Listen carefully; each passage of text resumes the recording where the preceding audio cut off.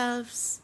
We are heading into an extended lockdown again, and I will be having a family who will be home all day, every day. So I need to prepare myself for spending a lot of time in the kitchen, but I'm going to go into this efficiently. I started by pulling off every rack and drawer and washing, sanitizing, and rearranging everything. Both my fridges are now clean and ready to be loaded, but I'm going to deal with the larger one first. I still have stuff from earlier this week, but I will be topping it up with more food to last us for about 2 weeks. Now this is our self-service refrigerator, and in here we store items that we need for breakfast and for fixing quick meals like sandwiches and of course for fruit. I will show you how I set this up in a separate video. For today, let's take a look at the cooking refrigerator as I call it. We use the smaller fridge nearer the dining table for fruits and self-serve options like I told you, but this one is for vegetables, meat, condiments, and leftovers. Now in the bottom 2 drawers, I just want to add some containers so the veggies that go in here will remain tidy. In the lowest drawer, I have kept the more hardy veggies such as cabbage, cauliflower, broccoli, and pumpkin. And in this slim organizer here, I like to keep our carrots. Now in the top drawer, I basically divide everything into these 2 organizers.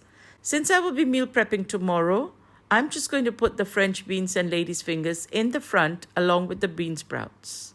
Now in my last refrigerator video, you saw a whole variety of Asian herbs and flavors in this box.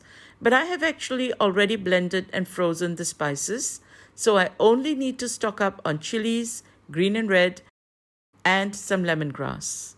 Now in this container, I'm adding tomatoes.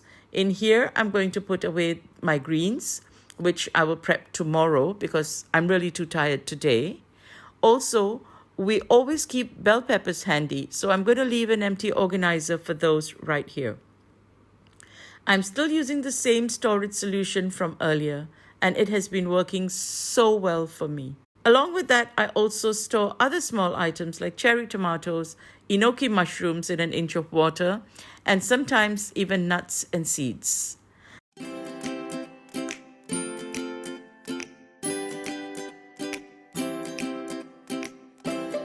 Now this tiered organizer is such a remarkable space saver. I'm adding all my Japanese cucumber here because it's long enough, and then one with a variety of tofu, and in the last one, all my cheeses. I find that these last longer if I keep them wrapped in parchment paper. I have absolutely no issues with stacking tofu with cheese or deli because everything is completely separated and contained, and there is even a lid. Then come the eggs. Now these containers store 14 eggs each and are stackable and therefore work like a charm for me. I also have some cans that I need to store and also some bottles.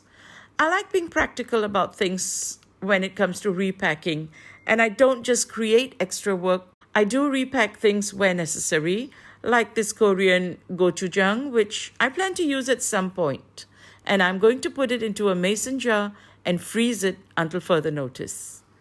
Lime and lemon juice bottles fit here into these empty crannies, and milk as well. I know many people don't like to store milk in the door, but since we go through 2 packets a day, mostly for our chai, I just store it here for convenience. So that's how I organize my fridge after shopping, but before meal prepping, keeping all the items I need to prep in front, visible, and often still in their original packing. On the other side is my freezer.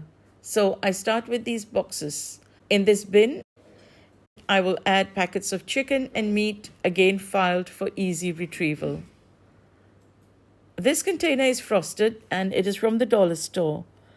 Corn fritters, fish fingers, tempura and such are easily organized by just standing the boxes up. I also use these IKEA containers because they are also frosted and they're freezer safe, and each one can hold a lot. On the same shelf for meat, I also keep these containers for other meats and also for Zoe's organ meat.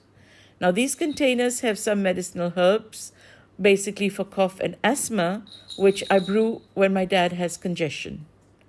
Right on top are my condiments. While I keep my spices in a drawer, These are items that can be stored much longer if kept chilled because I also use them less often. Now, these are my blended spices that I told you about, prepped and ready to go, bringing my cooking time down wonderfully. In the bottom drawers, the contents may vary constantly because I always have different things in stock, mostly depending on my children's fancies. This week, I have 2 packets of spring roll wraps as I plan to make spring rolls, and I also have some bagels in here. In the second drawer, I'm rather ashamed to say we have nothing but French fries, wedges, shoestrings, and roasted potatoes. That's my son's staple these days, so it's best I keep everything together for him to get to and not have him rummaging through the entire freezer. And that is my freezer organization for now. It'll probably look quite different tomorrow after I meal prep, so let me know in the comments if you want to see that setup as well. I have explained my thought process and systems, so I hope it'll help you set up your fridge for efficiency. If you have any questions, please don't hesitate to leave me a comment. And until the next video, this is Raveena saying happy homemaking.